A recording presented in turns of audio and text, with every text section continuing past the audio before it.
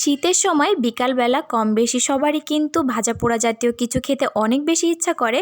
তো আজকে আপনাদের সঙ্গে খুবই সহজে মজাদার একটি নাস্তা রেসিপি শেয়ার করব।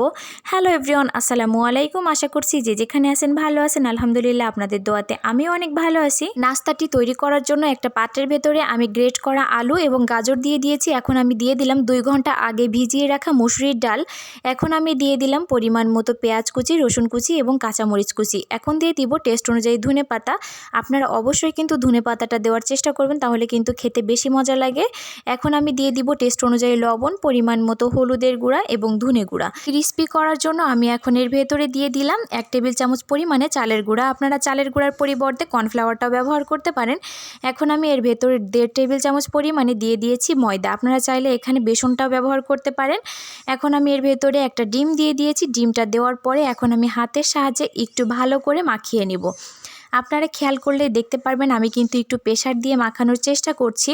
তো সব উপকরণ একসঙ্গে ভালো করে মিশিয়ে নিতে হবে।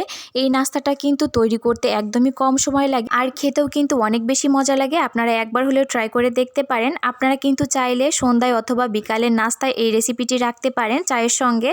এটা কিন্তু চায়ের সঙ্গে খেতে অনেক বেশি মজা লাগে। তো যাই হোক, আমার এই যে মাখানোটা হয়ে গিয়েছে, দেখতেই পাচ্ছেন মাখাতে মাখাতে কিন্তু অনেকটাই কমে গিয়েছে। এখন ভাজার পালা। আমি চুলায় একটা ফ্রাই প্যান বসিয়ে পরিমাণ মতো সাদা তেল গরম করে নিয়েছি। এই নাস্তাটি ভাজার সময় কিন্তু খেয়াল রাখতে হবে তেলটা বেশি গরম হওয়া যাবে না। বেশি গরম অবস্থায় দিলে কিন্তু পুড়ে যেতে পারে। আমি কিন্তু কুসুম গরম অবস্থায় তেলের ভেতরে দিয়ে দিয়েছি। একটু চ্যাপটা করে দিতে হবে, না হলে কিন্তু ভেতরটা সিদ্ধ হবে না। যেহেতু এখানে আস্ত মুসুরির ডালটা ব্যবহার করা হয়েছে, তো সেই ক্ষেত্রে আপনারা একটু চ্যাপটা করে ব্যবহার করবেন। তো দেখতেই পাচ্ছেন আমি কিন্তু এক পাশ উল্টে দিয়েছি।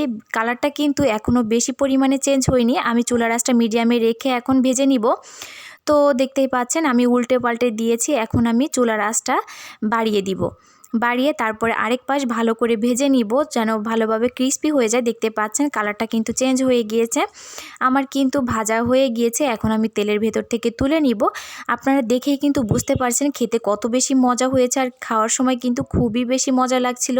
এর ভেতরে যেহেতু ডিম ব্যবহার করা হয়েছে, ডিমের জন্য কিন্তু বেশি মজা লাগছিল।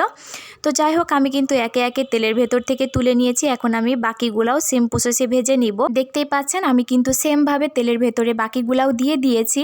আমি কিন্তু এই পর্যায়ে চুলার আঁচটা মিডিয়ামে রেখেছি, যেহেতু তেলটা অনেক বেশি গরম হয়ে গিয়েছে। আমি কিন্তু গাজর আর আলুটা একদমই গ্রেট করে নিয়েছিলাম, যেন দ্রুত সিদ্ধ হয়ে যায়। আপনারা চাইলে বটির সাহায্যে একদমই মিহি কুচি করেও নিতে পারেন।